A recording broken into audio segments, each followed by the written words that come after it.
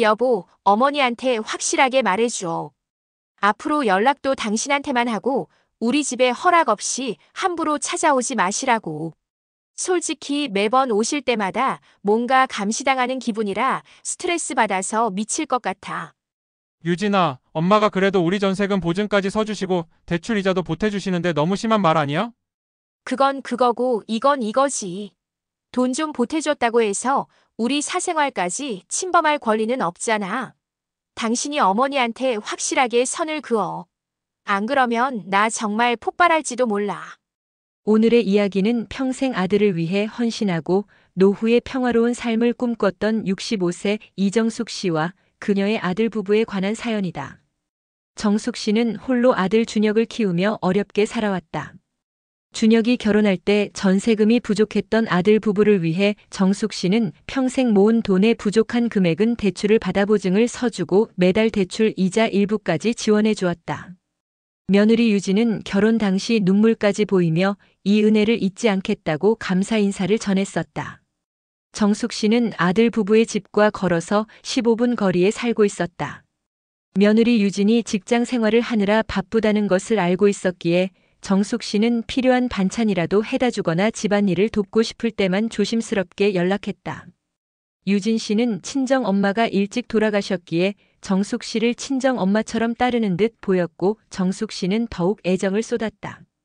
지난 5월 정숙 씨는 봄 김치를 담가 며느리에게 전화를 걸었다. 유진아, 엄마야. 혹시 김치 좋아하는 것 같아서 열무김치 좀 담갔는데 엄마 집에 잠시 들를 수 있니? 유진 씨는 네, 어머니. 감사해요. 그런데 요즘 저희 너무 바빠서요. 다음에 준혁 씨 퇴근할 때 가져오라고 할게요. 라고 다소 딱딱하게 답했다. 바쁘니 그럴 수도 있겠다 싶어 넘어갔다. 6월 어느 날 정숙 씨는 아들의 신혼집을 찾아갔다. 마침 준혁 씨가 지방 출장 중이라 유진 씨 혼자 있었다. 유진아, 엄마야. 문 좀 열어줄래? 혹시 필요한 반찬 있나 해서 잠시 들렀다. 유진 씨는 문을 열어주긴 했지만 표정이 좋지 않았다. 어머니, 제가 지금 회사 일 때문에 너무 바쁜데. 죄송하지만 다음에는 미리 연락하고 와주시면 안 될까요? 갑자기 오시니 제가 좀 당황스럽네요. 정숙 씨는 순간 민망하고 서운했지만 며느리가 직장일로 예민한가 보다 싶어 이해하려 노력했다. 아, 그래. 엄마가 미안하다. 다음에 올 때는 꼭 전화할게. 7월에는 정숙 씨가 유진 씨에게 친정 아버지가 빌려가신 돈 이야기를 꺼냈다. 유진 씨의 친정 아버지는 몇 년 전 사업 자금으로 정숙 씨에게 소액을 빌려가셨는데 갚을 기미가 보이지 않아 정숙 씨는 조심스럽게 부탁했다. 유진아, 혹시 내 아버지께 빌려가신 돈 말씀 좀 드릴 수 있을까? 엄마가 요즘 쓸 데가 생겨서 말이야. 유진 씨의 목소리가 싸늘해졌다. 어머니, 죄송하지만 그런 얘기는 아버지께 직접 하셔야죠. 왜 저한테 그런 말씀을 하세요? 그리고 솔직히 저희 집 전세금 도와주신 것도 감사하지만 이런 식으로 저희 사적인 일에까지 간섭하시는 건 좀 선을 넘는 것 같아요. 제가 정말 부담스럽고 불편합니다. 정숙 씨는 머리를 한 대 맞은 것 같았다. 자신이 경제적으로 도움을 주었기에 며느리가 자신을 의지할 것이라고 생각했는데 돌아온 것은 선 넘지 말라는 차가운 경고였다. 결국 그날 밤 아들 준혁에게서 전화가 걸려왔다. 엄마, 죄송한데 앞으로 유진이한테 직접 전화하지 마세요. 정숙 씨는 심장이 철렁 내려앉았다. 뭐라고? 엄마가 유진이한테 무슨 잘못이라도 했니? 아들 준혁은 말했다. 잘못하신 건 아닌데요. 유진이가 어머니의 잦은 연락이나 갑작스러운 방문이 너무 부담스럽대요. 그리고 친정 아버지 빚 얘기 같은 건 사생활 침해라고 생각해서 많이 힘들어해요. 정숙 씨는 목이 메었다. 부담스럽다고? 엄마가 너희 전세금 도와주고 매달 이자까지 보태주는데 그게 부담스러울 일이야? 준혁은 대답했다. 엄마, 돈 문제는 돈 문제고 사생활은 사생활이래요. 유진이가 친정 엄마처럼 굴려고 하시는 것 같아서 불편하대요. 앞으로는 모든 연락이나 용건은 저한테만 해주세요. 그게 유진이가 원하는 거예요. 정숙 씨는 분노와 배신감에 온몸이 떨렸다. 자신이 평생을 바쳐 지켜온 아들 부부에게 받은 것은 차가운 부담이라는 통보였다. 정숙 씨는 분노에 차서 나지막이 말했다. 알겠다. 내가 원하는 대로 해주마. 전화를 끊은 정숙 씨는 그날 밤 자신이 뱉은 이 한마디가 앞으로 아들 부부에게 어떤 지옥을 선사하게 될지는 꿈에도 알지 못했다. 며느리 유진 씨의 충격적인 통보를 받은 정숙 씨는 며칠 동안 잠을 이루지 못했다. 내가 뭘 그렇게 잘못했을까? 그렇게 부담스러웠을까? 수없이 되뇌었지만 돌아오는 것은 뼈아픈 배신감뿐이었다. 하지만 정숙 씨는 곧 결심했다. 좋아, 내가 원하는 대로 해주마. 앞으로 너희가 땅을 치고 후회하게 될 거야. 정숙 씨는 아들 부부에게 부담 주지 않는 시어머니가 되기로 결심했다. 이 결정은 정숙 씨의 삶에 일대 변혁을 가져왔고 아들 부부에게는 재앙의 서곡이었다. 가장 먼저 바뀐 것은 경제적인 지원이었다. 정숙 씨는 매달 15일에 아들 부부에게 보내주던 전세 대출 이자 보조금 30만 원을 아무 말 없이 중단했다. 정숙 씨는 준혁 씨에게 따로 연락하지 않았다. 며느리 유진 씨가 모든 연락을 준혁 씨에게만 하라고 했으니 이 일도 준혁 씨가 알아서 처리할 일이라고 생각했기 때문이다. 며칠 후 준혁 씨에게서 당황한 목소리로 전화가 걸려왔다. 엄마, 혹시 이번 달 이자 보조금 깜빡하셨어요? 15일인데 입금이 안 돼서요. 정숙 씨는 차갑게 말했다. 아, 깜빡한 건 아니란다. 내가 너한테만 연락하려고 했잖니. 이 문제도 내가 유진이한테 말하면 되겠네. 준혁 씨는 당황했지만 어머니의 단호한 목소리에 더 이상 말할 수 없었다. 30만 원은 작은 돈이 아니었지만 유진 씨에게 엄마가 이제 이자 지원을 안 해주신대라고 말하기가 두려웠다. 유진 씨는 준혁 씨가 알아서 처리했을 것이라고 생각하고 아무 말도 하지 않았다. 준혁 씨는 결국 다음 달 월급날까지 자기 비상금으로 이자를 대신 메꿔 넣어야 했다. 그 후로 정숙 씨는 유진 씨에게는 물론 준혁 씨에게도 먼저 연락하는 일이 거의 없었다. 유진 씨는 오히려 시원해했다. 여보, 요즘 어머니가 정말 연락 안 하시네. 정말 편하다. 스트레스 확 줄었어. 준혁 씨는 그러게. 내가 말씀드렸으니 당연하지. 하지만 엄마가 좀 서운해하시는 것 같아서 마음은 안 좋아. 라고 답했지만 유진 씨는 서운하면 서운한 거지. 뭐, 우리가 잘못한 것도 없잖아. 시어머니는 시어머니답게 선만 지키면 되는 거야. 괜히 친정 엄마처럼 굴려고 하니까 부담스러운 거지. 라며 정숙 씨의 행동 변화를 자신의 승리로 착각했다. 한편 정숙 씨는 친구 영자 씨에게 이 사연을 털어놓았다. 영자야, 나 정말 기가 막혀. 내가 전세금 도와주고 매달 이자까지 주는데 며느리가 나한테 부담스럽다고 연락하지 말래. 친엄마 역할 하려고 한다고. 영자 씨는 분노했다. 뭐? 세상에. 그런 배은망덕한 며느리가 다 있어? 자기가 돈 도움은 받아놓고 시어머니 연락은 싫다는 거야? 그럼 그 돈도 도로 갚으라고 해야지. 정숙 씨는 결심했다. 맞아. 나도 화가 머리 끝까지 났어. 그래서 이제부터 내가 먼저 절대 연락 안 하려고. 경제적인 도움도 다 끊어버렸어. 영자 씨는 응원했다. 잘했어, 정숙아. 내가 너무 착해서 이용당한 거야. 이제 내 인생 살아. 내가 원하는 대로 해. 정숙 씨는 친구의 응원에 힘을 얻었다. 그리고 자신이 아들에게 해주려던 모든 친절과 도움을 완전히 중단했다.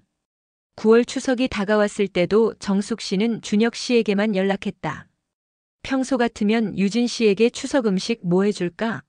힘들면 쉬어라라고 먼저 연락했을 테지만 이번에는 단 한마디도 하지 않았다. 준혁아, 추석 음식은 너희가 알아서 해라. 엄마는 올해는 조용히 보낼 생각이야. 부담될까봐 아무것도 안 할게. 준혁 씨가 갈비찜이나 잡채를 부탁했지만 정숙 씨는 냉정했다. 유진이가 잘 못하면 내가 도와주거나 아니면 식당에서 사 먹어라. 나도 이제 내 삶이 중요해. 그리고 내 며느리가 나한테 부탁하는 것도 부담스러워 할까봐 말도 안 꺼낸다. 너희가 원하는 대로 해주는 거다. 준혁 씨는 당황했지만 유진 씨는 쾌재를 불렀다. 어머, 정말? 시어머니가 아무것도 안 해주신대? 잘 됐다. 여보, 우리 그냥 백화점에서 전이라도 조금 사서 나머지는 밀키트로 간단하게 하자. 스트레스 안 받아서 너무 좋아. 유진 씨는 정숙 씨의 단절을 진심으로 반겼다. 하지만 이것이 자신들의 발등을 찍는 결정이었음을 시어머니 정숙 씨가 모든 지원과 연락을 중단한 지 한 달이 지났다. 며느리 유진 씨는 시어머니의 단절에 만족하며 해방감을 느꼈지만 아들 준혁 씨는 매달 30만 원의 이자 보조금이 끊기자 가게에 슬슬 압박을 느끼기 시작했다. 준혁 씨는 어머니에게 전화해서 조심스럽게 이자 보조금을 다시 생각해 볼 수 없냐고 물었다. 정숙 씨는 목소리에 냉기가 서려 있었다. 왜 나한테 부탁하니? 유진이가 싫어하잖아. 내가 돈 주는 것도 부담스러울까봐 안 주는 거다. 너희가 알아서 해. 사생활 침해도 부담스러워하는 애한테 돈까지 주는 건 더 부담스러울 거야. 정숙 씨는 단호하게 선을 그었고 준혁 씨는 더 이상 매달릴 수 없었다. 그는 유진 씨에게 사실을 말하지 못하고 자기 월급으로 겨우 메워나갔다. 하지만 정숙 씨의 선긋기는 여기서 멈추지 않았다. 며느리 유진 씨의 친정 아버지가 몇 년 전 빌려간 돈 1천만 원에 대한 문제였다. 정숙 씨는 이 돈 때문에 유진 씨에게 연락했다가 선 넘는 간섭이라는 비난을 받았었다. 이제 정숙 씨는 이 돈을 돌려받아야겠다고 결심했다. 정숙 씨는 유진 씨에게는 연락하지 않고 준혁 씨에게만 연락했다. 준혁아, 내 장인어른이 빌려가신 돈 1천만 원 말인데. 이달 말까지는 돌려주셔야겠다. 준혁 씨는 당황했다. 네? 엄마, 갑자기 무슨 말씀을? 유진이 아버지가 당장 갚기는 어려우실 텐데요. 정숙 씨는 냉정하게 말했다. 어렵고 말고는 나랑 상관없다. 나는 이제 노후 자금이 급해서 말이야. 너희 집 전세 보증금에 보태준 돈도 있고 하니 너희가 알아서 장인어른께 말씀드려라. 준혁 씨는 어머니에게 왜 자신에게 이러시냐고 호소했지만 정숙 씨는 비웃었다. 간섭? 아니지. 나는 이제 간섭 안 할 거다. 모든 연락은 너한테만 하라는 며느리 말대로 내게 통보하는 거다.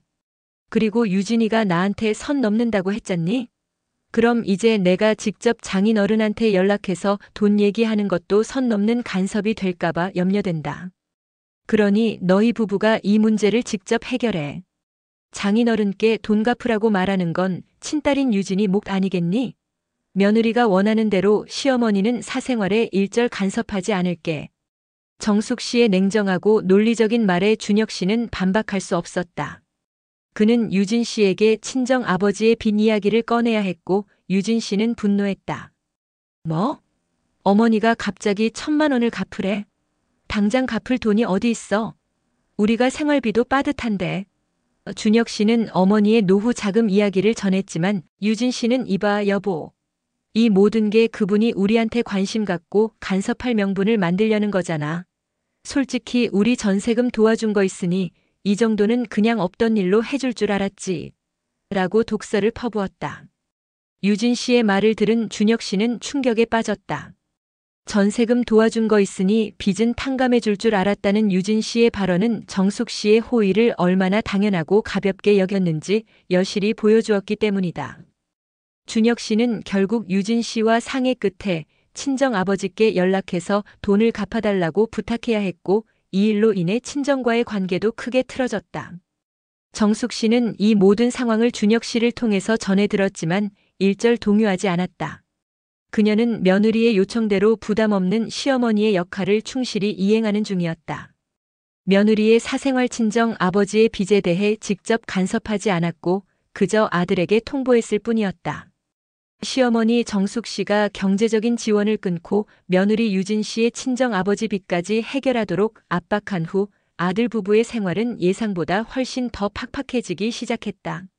매달 30만 원의 이자 보조금은 큰 구멍이 되었고 1천만 원을 갚기 위해 유진 씨의 친정에서는 독촉 전화가 계속 걸려왔다. 유진 씨는 이 모든 상황이 시어머니의 악의적인 복수 때문이라고 생각했지만 아들 준혁 씨는 점점 어머니의 행동에 일리가 있다고 느끼기 시작했다. 유진아, 솔직히 우리가 너무했어. 어머니가 우리 도와주시려고 얼마나 애쓰셨는데. 우리가 부담스럽다고 선을 그었으니 어머니가 이렇게 하시는 게 당연한 거 아니야? 유진 씨는 여전히 뭐? 여보, 그건 어머니가 우리한테 복수하는 거라고. 전세금 도와준 거 생색내려고 이러는 거야.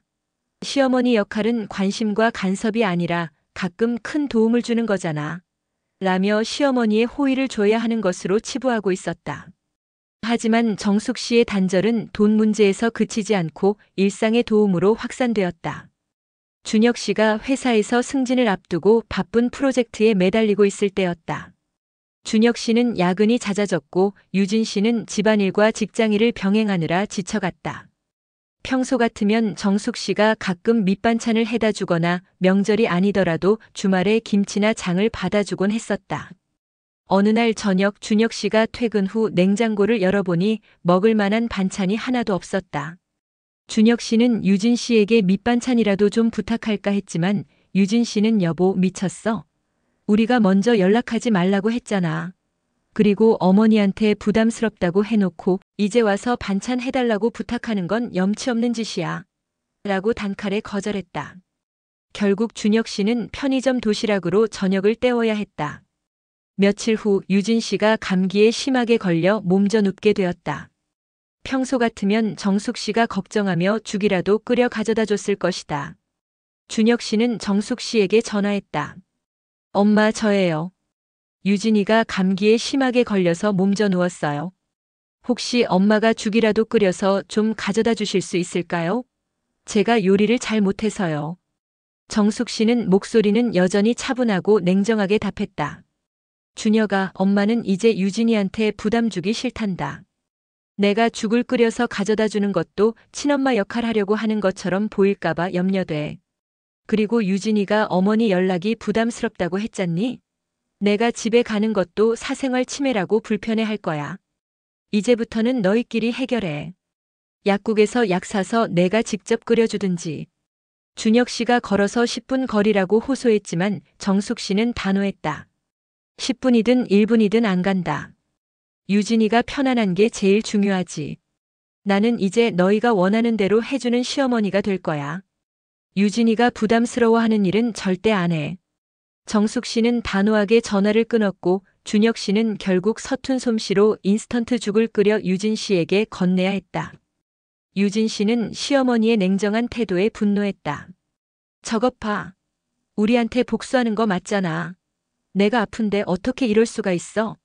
부담 안 주겠다는 핑계로 우리를 골탕 먹이는 거라고. 준혁 씨는 유진아, 냉정하게 생각해봐. 우리가 먼저 어머니한테 선 넘지 말라고 했잖아. 어머니 입장에서는 우리가 도움이 필요할 때만 찾는 염치 없는 사람들로 보일 수도 있지 않을까? 어머니는 우리가 원한 대로 모든 간섭과 도움을 끄는 것뿐이야. 라며 어머니의 행동이 배려가 아닌 자신들이 초래한 결과에 대한 응답임을 깨닫기 시작했다. 며칠 후 정숙 씨는 친구 영자 씨와 오랜만에 만나서 근황을 전했다. 영자야, 요즘 너무 편하다. 며느리 눈치 볼 일도 없고 반찬 만들어줄 일도 없고 내 시간이 생겨서 얼마나 좋은지 몰라. 영자 씨가 통쾌해하자 정숙 씨는 말했다. 응, 통쾌했지. 내가 죽 끓여다 주는 것도 유진이한테는 친엄마 역할 하려고 한다는 소리로 들릴까봐 안 한 것뿐이야. 며느리의 마음의 평화를 위해 희생하는 거지. 정숙 씨는 이제 아들 부부의 요청을 자신을 위한 면죄부로 사용하며 자신이 원하는 대로 살기 시작했다. 시어머니 정숙 씨가 모든 지원을 중단하고 단절한 지 몇 달이 흘렀다. 아들 준혁 씨는 매달 늘어난 이자 부담에 허덕였고 며느리 유진 씨는 시어머니의 도움 없이는 감당하기 힘든 집안일에 지쳐갔다. 엎친 데 덮친 격으로 유진 씨의 친정 아버지는 빌려간 1천만 원을 갚기 위해 무리하게 투자를 시도했다가 큰 손해를 보았고 이 일로 유진 씨는 친정으로부터 더 이상 어떤 도움도 기대할 수 없게 되었다. 아들 부부의 관계도 금이 가기 시작했다. 유진 씨는 여보, 나 정말 못하겠어. 어머니가 왜 이렇게까지 해야 해?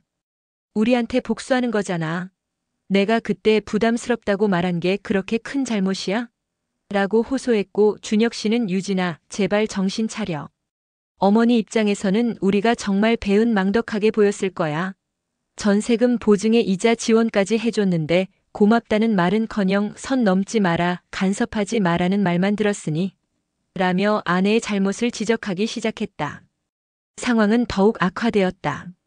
어느 날 준혁 씨에게 정숙 씨로부터 한 통의 문자가 도착했다. 준혁아, 엄마가 노후 자금 마련을 위해 현재 살고 있는 집을 팔기로 결정했다. 지금부터 6개월 안에 이사를 가야 해.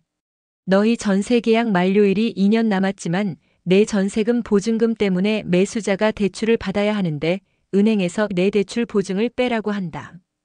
준혁 씨는 문자를 읽고 머리가 하얘졌다. 정숙 씨가 현재 살고 있는 집을 팔면 그 집을 담보로 준혁 씨에게 서준 전세금 보증 약 2억 원도 함께 해지되어야 한다는 의미였다. 준혁 씨는 당장 어머니에게 전화했다. 엄마, 갑자기 집을 파신다고요? 그럼 저희 전세금 보증은 어떻게 돼요? 저희가 당장 2억 원을 마련할 돈이 없잖아요. 정숙 씨는 차갑게 말했다. 준혁아, 미안하지만 내 노후가 더 중요해.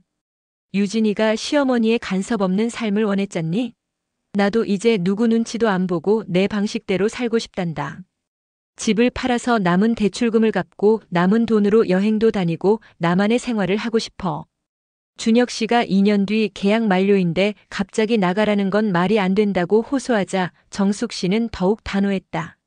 말이 안 되다니? 내가 원하는 대로 해준 거다. 모든 연락은 너한테만 하라고 해서 문자로 통보한 거다.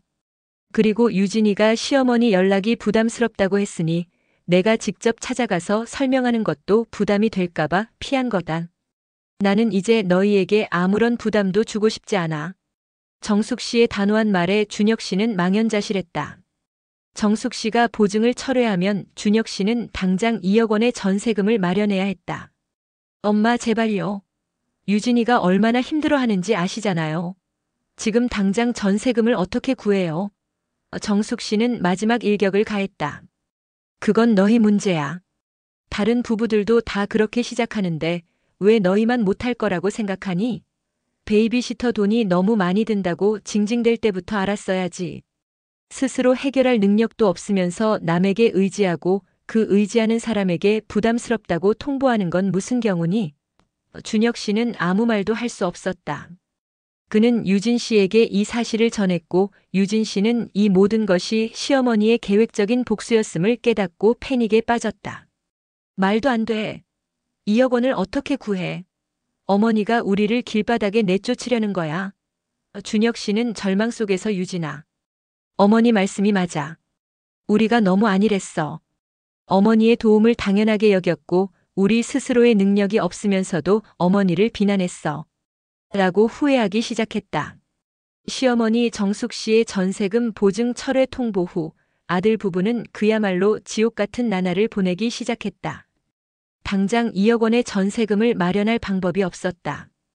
은행 대출도 어려웠고 친정은 이미 기댈 곳이 못 되었다. 그들의 신혼집은 곧 길바닥으로 내쫓길 집이 될 위기에 처했다.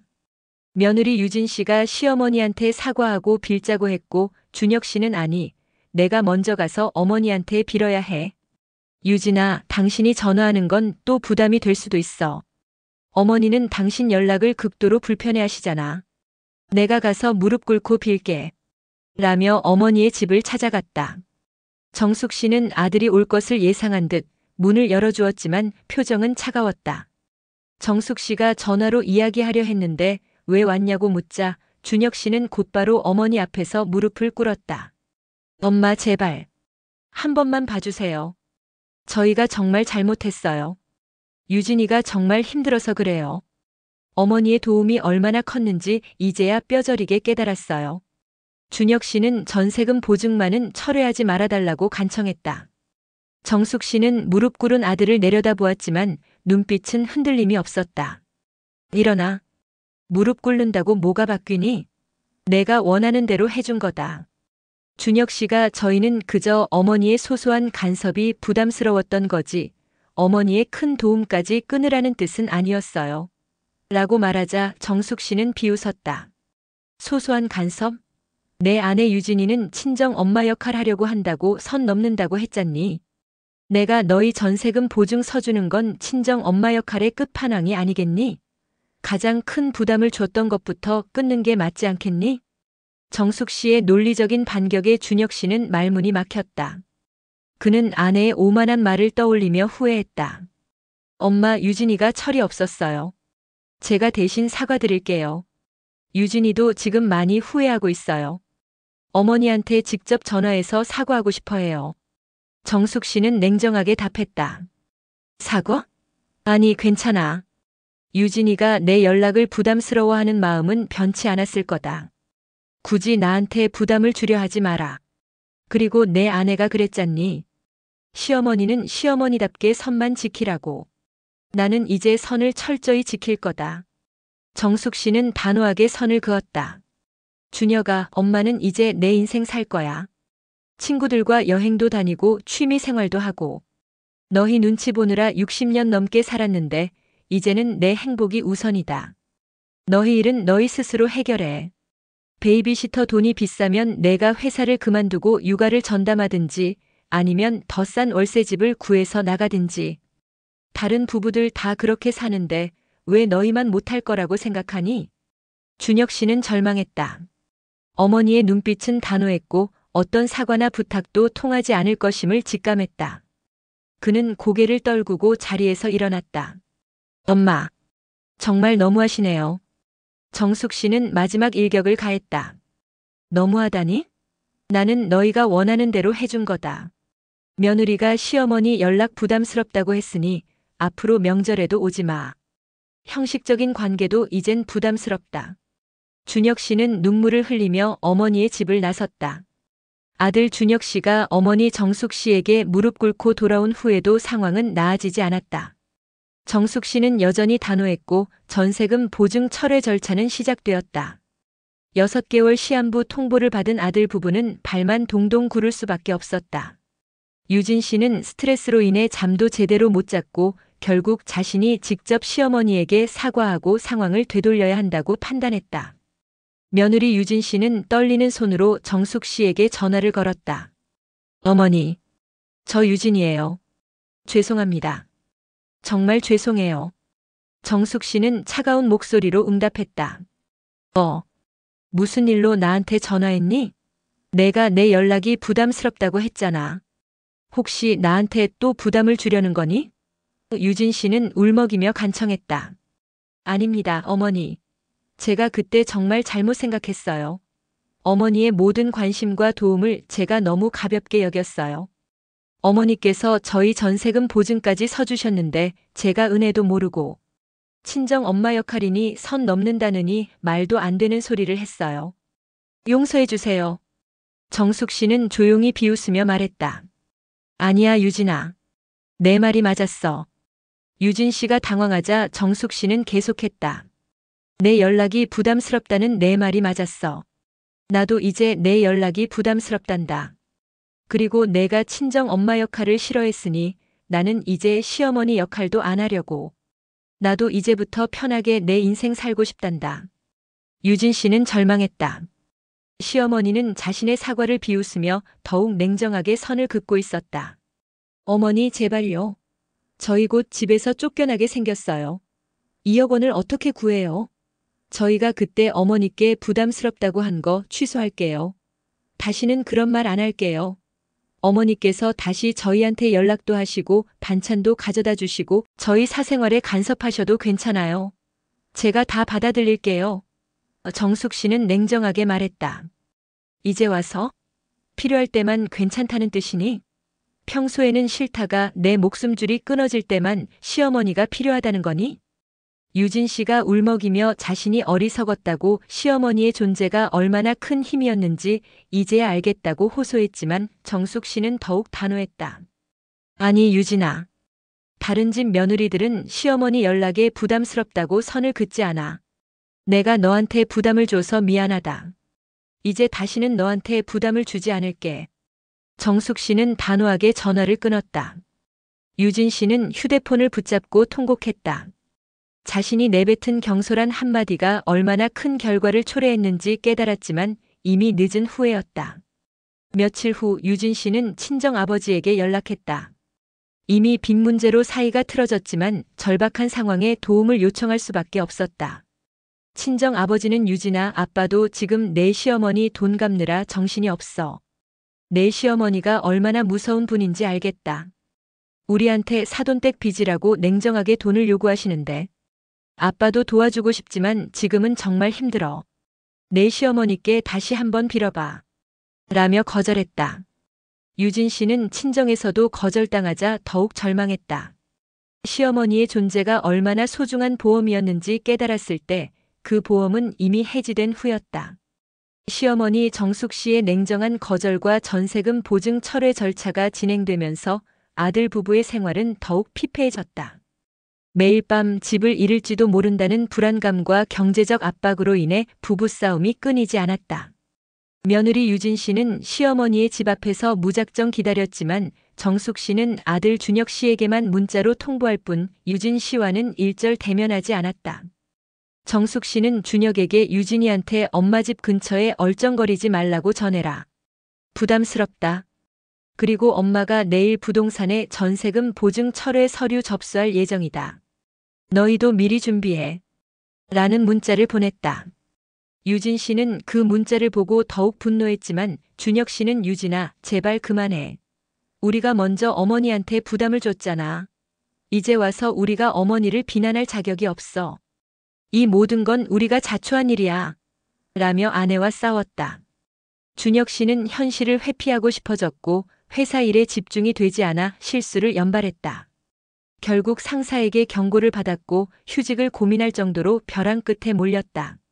하지만 휴직은 곧 수입 중단을 의미했고 당장 집 문제를 해결해야 하는 상황에서 불가능한 일이었다. 결국 준혁 씨는 다시 한번 어머니에게 매달리기로 결심했다. 그는 어머니의 집을 찾아갔지만 문은 잠겨 있었다. 그는 어머니에게 전화를 걸었다. 엄마, 저예요. 지금 엄마 집 앞이에요. 엄마가 너무 보고 싶어요. 제발 문 좀 열어주세요. 정숙 씨는 전화를 받았지만 주변은 조용하고 편안한 음악 소리가 들렸다. 준혁아, 미안하지만 나는 너희에게 부담 주기 싫어서 지금 친구들과 여행 와 있단다. 내가 우리 집 앞에 있는 것도 부담스럽다. 돌아가거라. 준혁 씨가 손자들인데 어떻게 이렇게 냉정하실 수 있냐고 호소하자 정숙 씨는 더욱 냉정하게 대답했다. 냉정? 아니지. 나는 너희가 원하는 대로 해주는 거다. 내 아내가 시어머니 연락이 부담스럽다고 했으니 할머니가 손자들한테 연락하는 것도 부담스러울 거야. 그리고 내 아내가 친정 엄마 역할 하려고 한다고 불편해했잖니. 할머니 역할도 불편할까봐 안 하는 거다. 준혁 씨가 유진이가 진심이 아니었다고 자신도 도움을 당연하게 여겼던 건 인정한다고 말했지만 정숙 씨는 끝까지 선을 그었다. 아프지. 하지만 너희가 원하는 대로 해주니 마음은 편하구나. 60년 넘게 남 눈치 보며 살았는데 이제서야 나를 위한 삶을 찾았단다. 너희가 이룬 결과를 너희 스스로 책임져야지.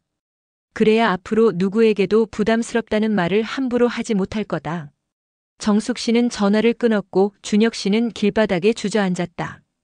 어머니의 말 한마디 한마디는 비수처럼 그의 심장을 찔렀다. 그는 유진 씨가 내뱉은 부담스럽다는 말이 결국 자신들의 삶 전체를 무너뜨리는 부메랑이 되었음을 처절하게 깨달았다. 그날 밤 준혁 씨는 유진 씨에게 화를 냈고 아들 부부는 서로에게 책임을 전가하며 싸웠다. 정숙 씨가 친구들과 여행을 다녀온 후 아들 부부에게 전세금 보증 철회 절차를 밟겠다는 마지막 통보를 했다. 아들 준혁 씨는 다시 한번 어머니를 찾아갔지만 정숙 씨는 단호했다.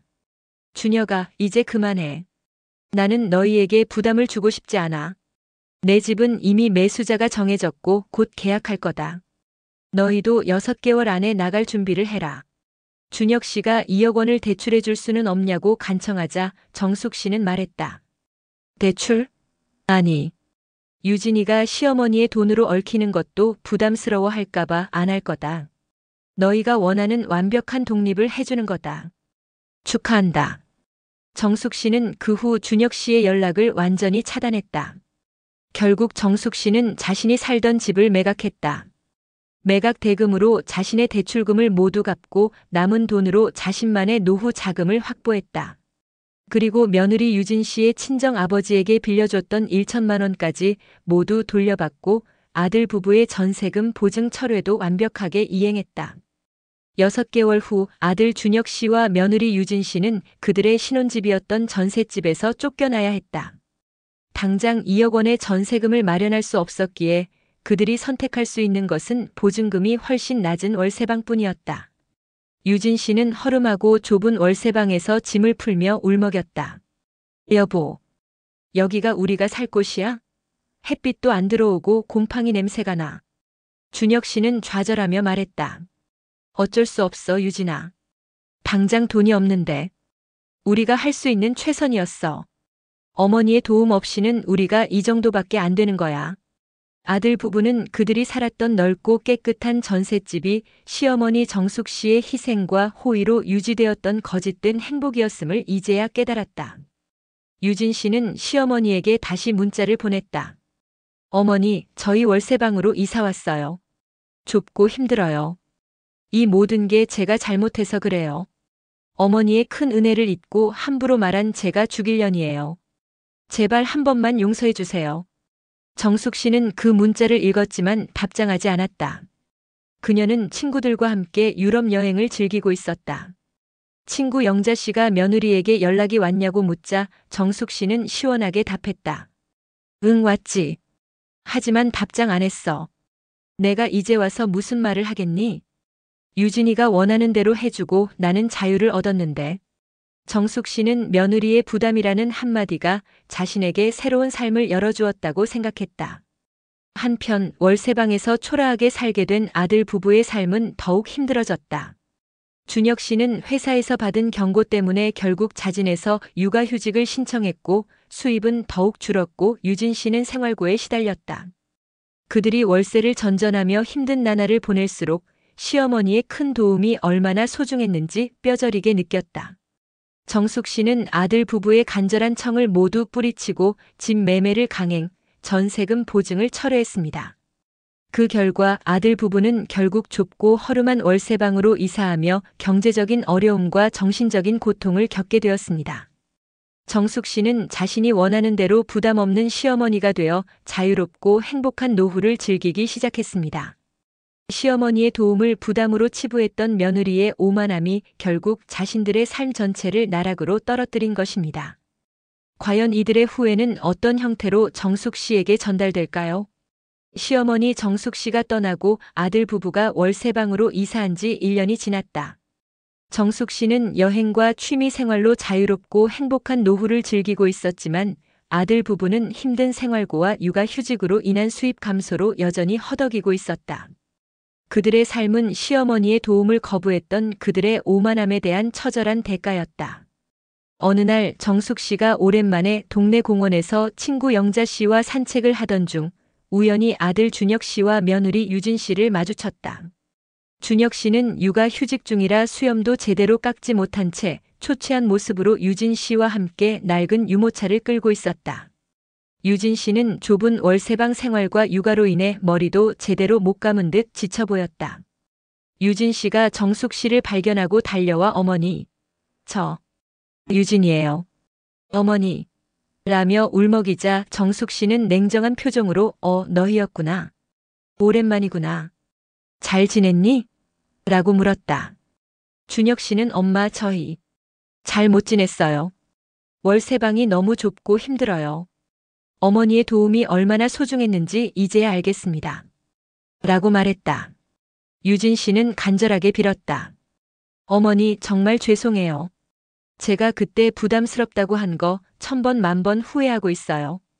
제발 저희에게 다시 기회를 주세요. 어머니께서 다시 저희한테 간섭하셔도 괜찮아요. 제가 다 받아들일게요. 정숙 씨는 그들의 간절한 눈빛을 외면하지 않고 차분하게 말했다. 유진아, 내가 그때 나한테 뭐라고 했는지 기억하니? 시어머니 연락이 부담스럽다. 친정 엄마 역할 하려고 한다. 내가 너희에게 얼마나 큰 부담이었는지 깨달았단다. 그래서 이제 나는 너희에게 아무런 부담도 주지 않으려고 내 모든 지원을 끄는 거다. 나는 너희가 원하는 대로 해준 거다. 준혁 씨가 엄마 그건 저희가 철이 없어서 그랬던 거예요. 이제 와서 후회해도 소용없다는 거 알지만 엄마 손자들한테만은 할머니 노릇 좀 해주시면 안 될까요? 라고 호소하자 정숙 씨는 단호했다. 할머니 노릇? 아니, 유진이가 친정 엄마 역할을 싫어했잖니. 할머니 역할도 불편해 할까봐 내가 안 하는 거다. 이제 와서 후회해도 소용없단다. 돌아올 수 없는 강을 건넜어. 정숙 씨는 마지막으로 단호하게 선을 그었다. 준혁아, 엄마는 이제 내 인생 살 거야. 너희 일은 너희 스스로 해결해. 내가 회사를 그만두고 육아휴직을 했으니 이제 내가 책임지고 집도 구하고 살림도 꾸려야지. 엄마는 너희에게 아무런 부담도 주고 싶지 않단다. 정숙 씨는 그들의 초라한 모습을 뒤로하고 당당하게 걸어갔다. 유진 씨는 그 자리에서 무너져 내렸고 준혁 씨는 어머니의 뒷모습을 보며 절망했다. 준혁 씨는 아내에게 말했다. 그래, 유진아. 우리가 어머니의 은혜를 짓밟았으니 이 결과는 우리가 감수해야 해. 이제 와서 후회해도 소용없어. 우리 힘으로 다시 시작해야 해. 어머니가 우리에게 바라셨던 독립을 이제서야 이루는 거야. 정숙 씨의 완벽한 복수는 성공했다. 그녀는 며느리의 오만함을 역이용하여 자신만의 자유를 얻었고 아들 부부는 그들의 경솔했던 선택에 대한 처절한 대가를 치렀다. 정숙 씨는 이제 행복한 자유를, 아들 부부는 뼈저린 후회와 고통을 안고 살아가야 할 것이다. 이 이야기는 시어머니의 헌신적인 사랑과 경제적 도움을 부담과 간섭으로 치부했던 아들 부부가 결국 자신들의 오만함에 대한 처절한 대가를 치르는 과정을 담고 있습니다. 이야기의 주인공 이정숙 씨는 아들 부부에게 전세금 보증과 이자, 보조라는 엄청난 경제적 지원을 아끼지 않았습니다.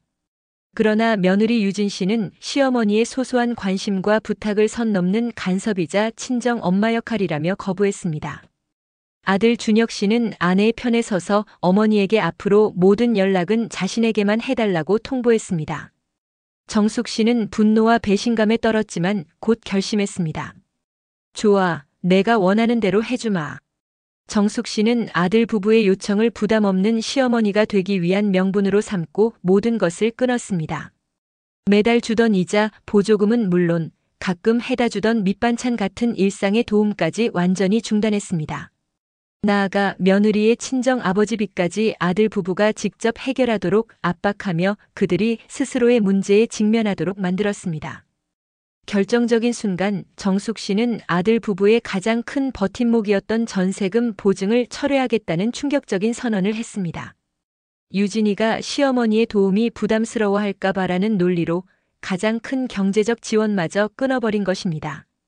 무릎 꿇고 용서를 구하는 아들에게도 눈물로 사죄하는 며느리에게도 정숙 씨는 나는 너희가 원하는 대로 해주는 거다. 부담 없는 시어머니가 되는 거다라는 말로 단호하게 거절했습니다. 결국 아들 부부는 정숙 씨의 도움 없이는 감당할 수 없었던 현실에 무너져 내렸습니다. 그들은 넓고 깨끗한 전셋집에서 좁고 허름한 월세방으로 전락했고 경제적 압박과 정신적 고통 속에서 살아가야 했습니다. 반면 정숙 씨는 아들 부부의 요청을 명분으로 자신의 노후 자금을 확보하고 자유롭고 행복한 삶을 찾았습니다. 그녀는 더 이상 누구의 눈치도 보지 않고 오직 자신을 위한 시간을 보내며 통쾌한 복수를 완성했습니다. 이 사연은 우리에게 깊은 깨달음을 줍니다. 가족 간의 호의는 당연한 권리가 아닌 소중한 은혜라는 사실을 잊지 말아야 합니다. 한때 부담이라고 치부했던 시어머니의 존재가 사실은 자신들의 삶을 지탱하는 거대한 울타리였음을 뼈저리게 느낀 아들 부부의 후회는 너무 늦었습니다. 여러분 중에도 혹시 비슷한 경험이나 고민을 겪고 계시다면 댓글로 자유롭게 의견 남겨주세요. 긴 이야기 들어주셔서 감사합니다.